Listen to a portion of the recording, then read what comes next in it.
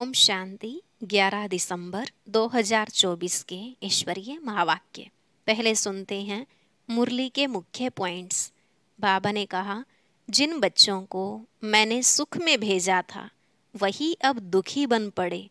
ड्रामानुसार फिर से आया हूँ तुमको सदा सुखी बनाने, इसलिए यह सहज ज्ञान और सहज योग सिखलाता हूँ। बच्चे योग सीखकर फिर औरों को सिखलाते हैं। अब जितना जो चाहे पुरुषार्थ कर ऊंच पद पा सकते हैं। फिर चाहे कोई सूर्यवंशी चाहे चंद्रवंशी में सीट रिजर्व करे, यह सारा पुरुषार्थ पर मदार है। फिर बाबा ने कहा, अभी तुम अपनी बेहद की तकदीर बना रहे हो, और वह भी ऐसी जो 21 जन्म अपना ही राज्य भाग्य भोगेंगे। परंतु ऐसे कभी नहीं सोचना कि जो ड्रामा में होगा मिल जाएगा। नहीं, पुरुषार्थ करना है। जब बाप को मदद देंगे तभी तो तुम पद पाएंगे। जो बच्चे बाबा से आदि मध्य अंत का ज्ञान सुनकर फिर औरों को सुनाते हैं, इसे ही शंख ध्वनि कहा जाता है। लास्ट में बाबा ने कहा, सभी बातों की सक्रीन है मन मना भव। योग में रहना तो अच्छा है ना। शिव बाबा का भंडारा है तो उनको याद कर भोग लगाना चाहिए, तभी बाप की याद रहेगी। इस ब्राह्मण कुल को कभी कलंकित नहीं करना। गृहस्थ में रहते ज्ञान तलवार को बीच में रखते हुए चलना है। अब सुनते हैं महावाक्यों को विस्तार से। बाबा ने कहा, मीठे बच्चे, बाप का मददगार बन इस आयरन एज्ड पहाड़ को गोल्डन एज्ड बनाना है। पुरुषार्थ कर नई दुनिया के लिए फर्स्ट क्लास सीट रिजर्व करानी है।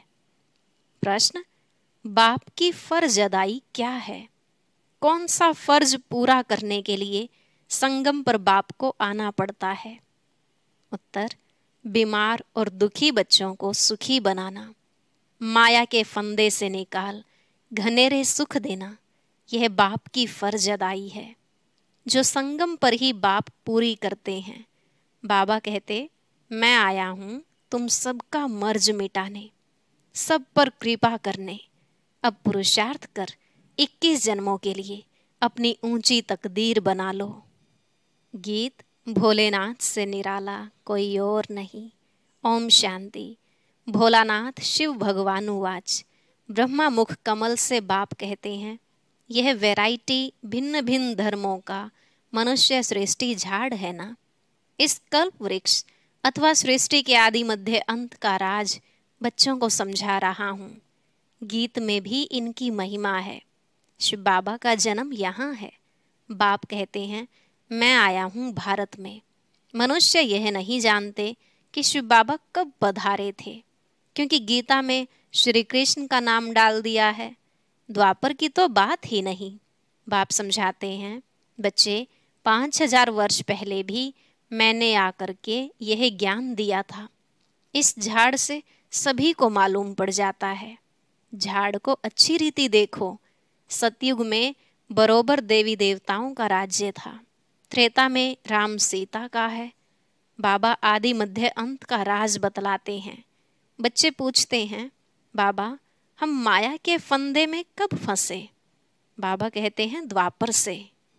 नंबरवार फिर दूसरे धर्म आते हैं तो हिसाब लगाने से समझ सकते हैं कि इस दुनिया में हम फिर से कब आएंगे। शिव बाबा कहते हैं, मैं 5000 वर्ष बाद आया हूँ संगम पर अपना फर्ज निभाने। सभी जो भी मनुष्य मात्र हैं सभी दुखी हैं, उनमें भी खास भारतवासी। ड्रामानुसार भारत को ही मैं सुखी बनाता हूँ। बाप का फर्ज होता है बच्चे बीमार पड़े तो उनकी दवा दरमल करना। यह है बहुत बड़ी बीमारी। सभी बीमारियों का मूल ये 5 विकार हैं। बच्चे पूछते हैं, यह कब से शुरू हुए? द्वापर से। रावण की बात समझानी है।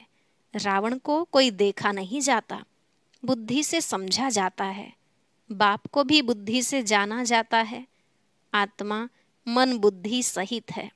आत्मा जानती है कि हमारा बाप परमात्मा है। दुख सुख लेप छेप में आत्मा आती है। जब शरीर है तो आत्मा को दुख होता है। ऐसे नहीं कहते कि मुझ परमात्मा को दुखी मत करो। बाप भी समझाते हैं कि मेरा भी पार्ट है, कल्प कल्प संगम पर आकर मैं पार्ट बजाता हूँ। जिन बच्चों को मैंने सुख में भेजा था वह दुखी बन पड़े हैं, इसलिए फिर ड्रामानुसार मुझे आना पड़ता है। बाकी कचमच अवतार यह बातें हैं नहीं। कहते हैं परशुराम ने कुल्हाड़ा ले क्षत्रियों को मारा, यह सब हैं दंत कथाएं। तो अब बाप समझाते हैं मुझे याद करो। यह है जगत अम्बा और जगत पिता, मदर और फादर कंट्री कहते हैं ना। भारतवासी याद भी करते हैं, तुम मात पिता हम बालक तेरे, तुम्हारी कृपा से सुख घनेरे। तो बरोबर मिल रहे हैं। फिर जो जितना पुरुषार्थ करेंगे, जैसे बाइस्कोप में जाते हैं, फर्स्ट क्लास का रिजर्वेशन कराते हैं ना। बाप भी कहते हैं चाहे सूर्यवंशी चाहे चंद्रवंशी में सीट रिजर्व कराओ, जितना जो पुरुषार्थ करे उतना पद पा सकते हैं। तो सब मर्ज मिटाने बाप आए हैं।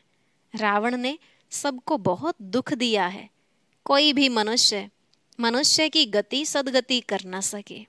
यह है ही कलयुग का अंत। गुरु लोग शरीर छोड़ते हैं, फिर यहाँ ही पुनर्जन्म लेते हैं, तो फिर वह औरों की क्या सदगति करेंगे? क्या इतने सभी अनेक गुरु मिलकर पतित सृष्टि को पावन बनाएंगे? गोवर्धन पर्वत कहते हैं ना, यह माताएं इस आयरन एज्ड पहाड़ को गोल्डन एज्ड बनाती हैं। गोवर्धन की फिर पूजा भी करते हैं, वह है तत्व पूजा। सन्यासी भी ब्रह्म अथवा तत्व को याद करते हैं, समझते हैं वही परमात्मा है, ब्रह्म भगवान है। बाप कहते हैं यह तो ब्रह्म है, ब्रह्मांड में तो आत्माएं अंडे मिसल रहती हैं। निराकारी झाड़ भी दिखाया गया है, हर एक का अपना अपना सेक्शन है।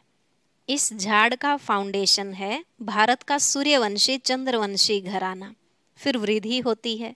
मुख्य हैं 4 धर्म, तो हिसाब करना चाहिए कौन कौन से धर्म कब आते हैं। जैसे गुरु नानक 500 वर्ष पहले आए, ऐसे तो नहीं सिख लोग कोई 84 जन्म का पार्ट बजाते हैं। बाप कहते हैं 84 जन्म सिर्फ तुम ऑलराउंडर ब्राह्मणों के हैं। बाबा ने समझाया है कि तुम्हारा ही ऑलराउंड पार्ट है। ब्राह्मण देवता क्षत्रिय वैश्य शूद्र तुम बनते हो। जो पहले देवी देवता बनते हैं वही सारा चक्र लगाते हैं। बाप कहते हैं तुमने वेद शास्त्र तो बहुत सुने, अभी यह सुनो और जज करो कि शास्त्र राइट हैं या गुरु लोग राइट हैं, या जो बाप सुनाते हैं वह राइट है। बाप को कहते ही है ट्रुथ, मैं सच बतलाता हूँ जिससे सतयुग बन जाता है। और द्वापर से लेकर तुम झूठ सुनते आए हो तो उससे नर्क बन पड़ा है। बाप कहते हैं मैं तुम्हारा गुलाम हूँ। भक्ति मार्ग में तुम गाते आए हो मैं गुलाम तेरा। अभी मैं तुम बच्चों की सेवा में आया हूँ। बाप को निराकारी निरंकारी गाया जाता है, तो बाप कहते हैं मेरा फर्ज है तुम बच्चों को सदा सुखी बनाना। गीत में भी है अगम निगम का भेद खोले, बाकी डमरू आदि बजाने की कोई बात नहीं है। यह तो आदि मध्य अंत का सारा समाचार सुनाते हैं। बाबा कहते हैं तुम सभी बच्चे एक्टर्स हो, मैं इस समय करण करावन हार हूँ। मैं इन ब्रह्मा से स्थापना करवाता हूँ, बाकी गीता में जो कुछ लिखा हुआ है वह तो है नहीं। अभी तो प्रैक्टिकल बात है ना। बच्चों को यह सहज ज्ञान और सहज योग सिखलाता हूँ, योग लगवाता हूँ। कहा है ना योग लगवाने वाले झोली भरने वाले मर्ज मिटाने वाले। गीता का भी पूरा अर्थ समझाते हैं। योग सिखलाता हूँ और सिखलवाता भी हूँ। बच्चे योग सीखकर फिर औरों को सिखलाते हैं ना। कहते हैं योग से हमारी ज्योत जगाने वाले। ऐसे गीत भी कोई घर में बैठकर सुने तो सारा ही ज्ञान बुद्धि में चक्र लगाएगा। बाबा की याद से वर्षे का भी नशा चढ़ेगा। सिर्फ परमात्मा व भगवान कहने से मुख मीठा नहीं होता, बाबा माना ही वर्षा। अब तुम बच्चे बाबा से आदि मध्य अंत का ज्ञान सुनकर फिर औरों को सुनाते हो, इसे ही शंख ध्वनि कहा जाता है। तुमको कोई पुस्तक आदि हाथ में नहीं है, बच्चों को सिर्फ धारणा करनी होती है। तुम हो सच्चे रूहानी ब्राह्मण, रूहानी बाप के बच्चे। सच्ची गीता से भारत स्वर्ग बनता है। वह तो सिर्फ कथाएं बैठ बनाई हैं। तुम सब पार्वतियां हो।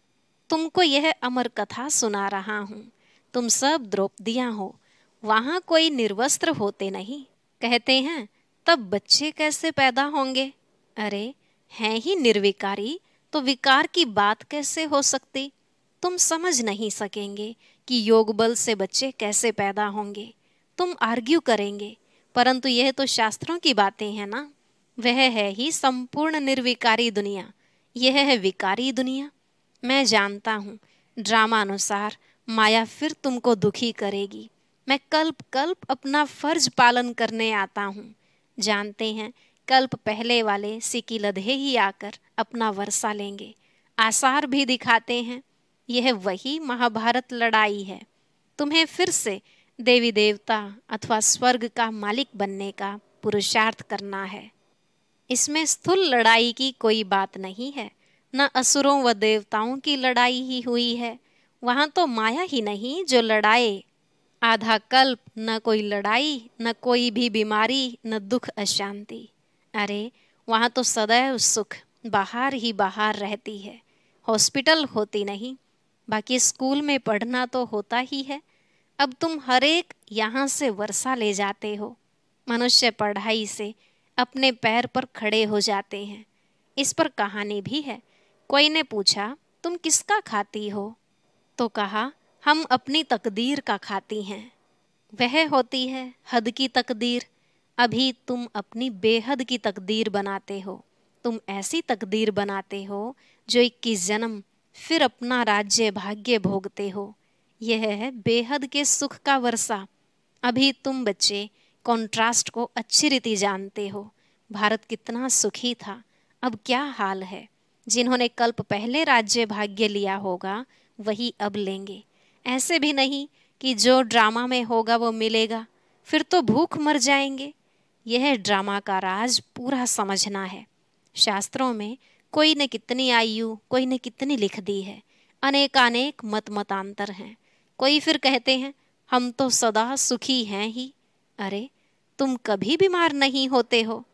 वह तो कहते हैं रोग आदि तो शरीर को होता है, आत्मा निर्लेप है। अरे चोट आदि लगती है तो दुख आत्मा को होता है ना। यह बड़ी समझने की बातें हैं। यह स्कूल है, एक ही टीचर पढ़ाते हैं। नॉलेज एक ही है, एम ऑब्जेक्ट एक ही है, नर से नारायण बनने की। जो नापास होंगे वह चंद्रवंशी में चले जाएंगे। जब देवताएं थे तो क्षत्रिय नहीं, जब क्षत्रिय थे तो वैश्य नहीं, जब वैश्य थे तो शूद्र नहीं। यह सब समझने की बातें हैं। माताओं के लिए भी अति सहज है। एक ही इम्तिहान है। ऐसे भी मत समझो कि देरी से आने वाले कैसे पढ़ेंगे। लेकिन अभी तो नए तीखे जा रहे हैं, प्रैक्टिकल में है। बाकी माया रावण का कोई रूप नहीं। कहेंगे इनमें काम का भूत है। बाकी रावण का कोई बुत व शरीर तो है नहीं। अच्छा सभी बातों का सक्रीन है, मन मना भव। कहते हैं मुझे याद करो तो इस योग अग्नि से विकर्म विनाश होंगे। बाप गाइड बनकर आते हैं। बाबा कहते बच्चे मैं तो सम्मुख तुम बच्चों को पढ़ा रहा हूँ। कल्प कल्प अपनी फर्ज अदाई पालन करता हूँ। पारलौकिक बाप कहते हैं मैं अपना फर्ज बजाने आया हूँ। तुम बच्चों की मदद से मदद देंगे तब तो तुम भी पद पाएंगे। मैं कितना बड़ा बाप हूँ, कितना बड़ा यज्ञ रचा है। ब्रह्मा की मुख वंशावली। तुम सभी ब्राह्मण ब्राह्मणियाँ भाई बहन हो। जब भाई बहन बने तो स्त्री पुरुष की दृष्टि बदल जाए। बाप कहते हैं इस ब्राह्मण कुल को कलंकित नहीं करना। पवित्र रहने की युक्तियां हैं। मनुष्य कहते हैं यह कैसे होगा, ऐसे हो नहीं सकता, इकट्ठे रहें और आग न लगे। बाबा कहते हैं बीच में ज्ञान तलवार होने से कभी आग नहीं लग सकती।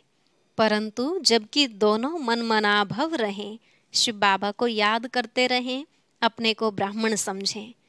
मनुष्य तो इन बातों को नहीं समझने के कारण हंगामा मचाते हैं। यह गालियां भी खानी पड़ती हैं। श्री कृष्ण को थोड़े ही कोई गाली दे सकते। श्री कृष्ण ऐसे आ जाए तो विलायत आदि से एकदम एरोप्लेन में भाग आए, भीड़ मच जाए, भारत में पता नहीं क्या हो जाए। अच्छा, आज भोग है, यह है पियर घर और वह है ससुर घर। संगम पर मुलाकात होती है। कोई कोई इनको जादू समझते हैं। बाबा ने समझाया है कि यह साक्षात्कार क्या है, भक्ति मार्ग में कैसे साक्षात्कार होते हैं। इनमें संशय बुद्धि नहीं होना है। यह रस्म रिवाज है। शिव बाबा का भंडारा है तो उनको याद कर भोग लगाना चाहिए।